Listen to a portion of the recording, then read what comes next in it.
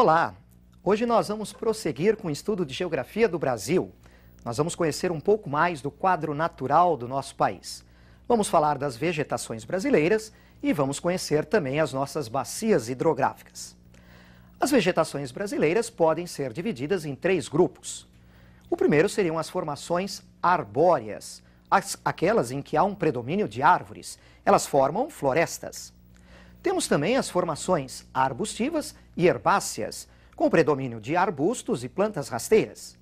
E por último, as formações complexas, em que há uma grande diversidade de paisagens ou de aspectos vegetais. Você vai me acompanhar no mapa de vegetações brasileiras para conhecermos todas elas. A primeira vegetação é uma floresta.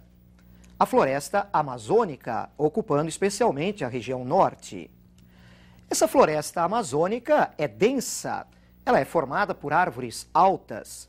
Há uma grande diversidade de espécies.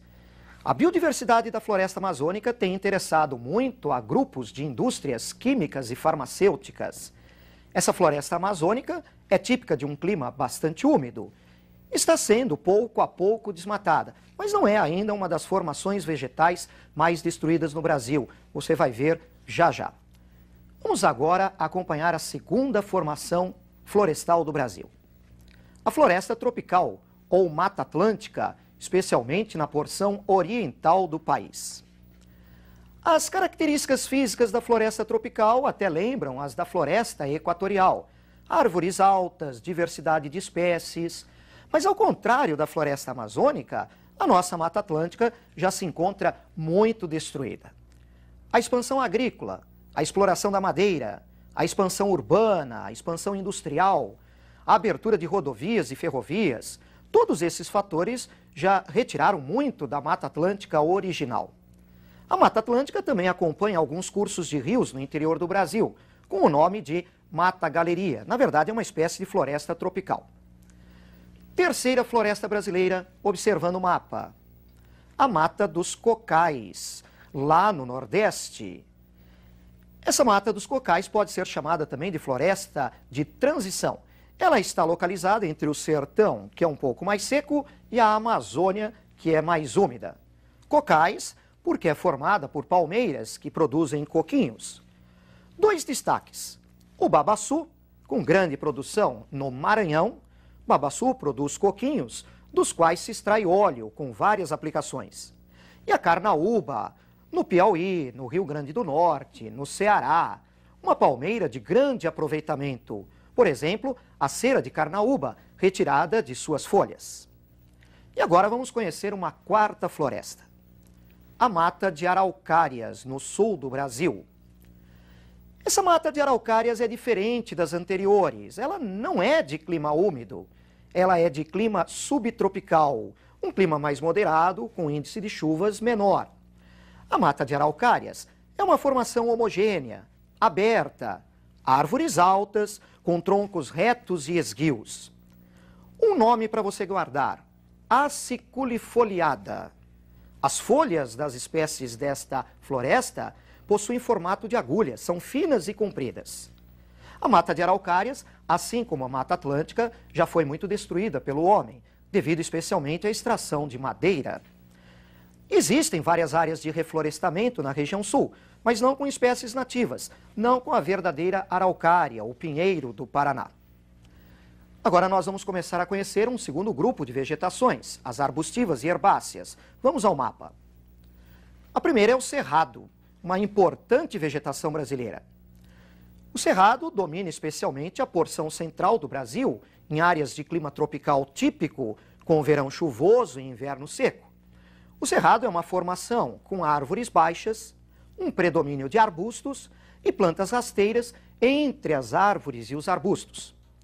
Uma marca registrada do cerrado: os seus troncos e galhos retorcidos, tortuosos, cobertos e protegidos por uma casca grossa, semelhante a uma cortiça. As folhas são pequenas e duras, um aspecto de couro, são chamadas de coriáceas.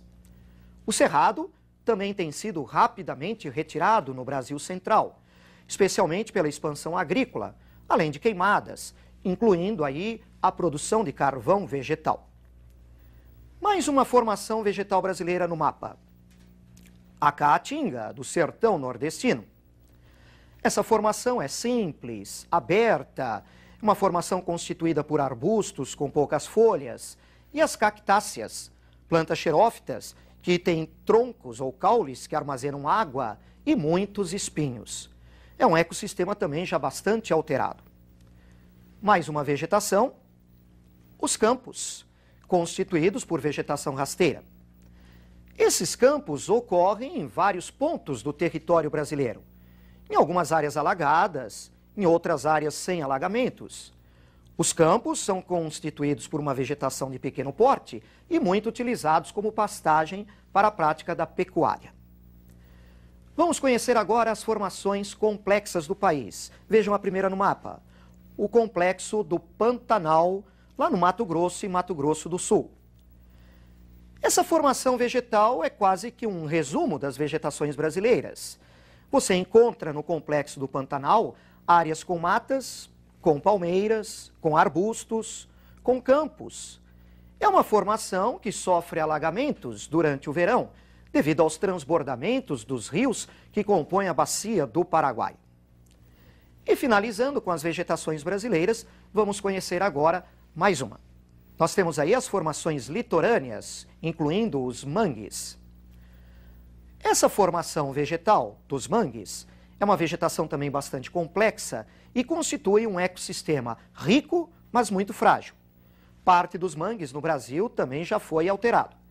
Os mangues, aqui no Sudeste especialmente, já sofreram uma grande destruição devido à intensa ocupação que ocorre na faixa litorânea do Sudeste.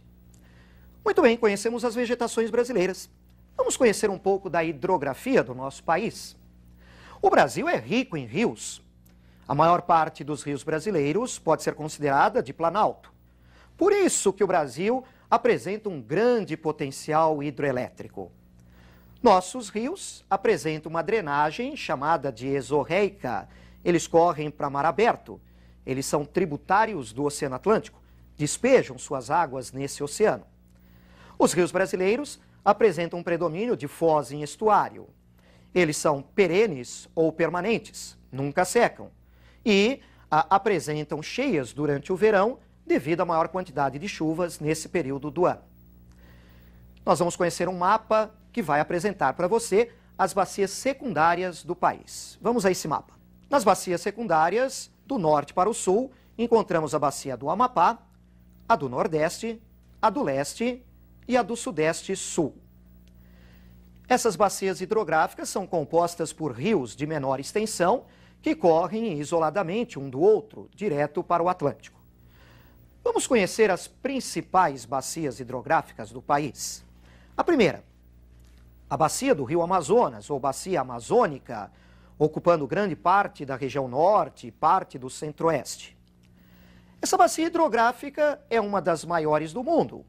Ela reúne rios extensos e volumosos. O Rio Amazonas, por exemplo, é o mais extenso e o de maior volume de águas no mundo. Essa bacia é predominantemente de planície, muito utilizada para a navegação, para o transporte hidroviário, além da pesca. Mas apesar de ser de planície, ela também apresenta um grande potencial hidroelétrico nos afluentes do Rio Amazonas. Um potencial, por enquanto, pouco aproveitado. Vamos conhecer mais uma bacia hidrográfica brasileira. A bacia do Tocantins-Araguaia. Essa bacia é predominantemente planáltica e estende-se do centro para o norte do país. Apesar de planáltica, os seus rios apresentam trechos navegáveis. No médio curso do rio Araguaia, um destaque é a Ilha do Bananal.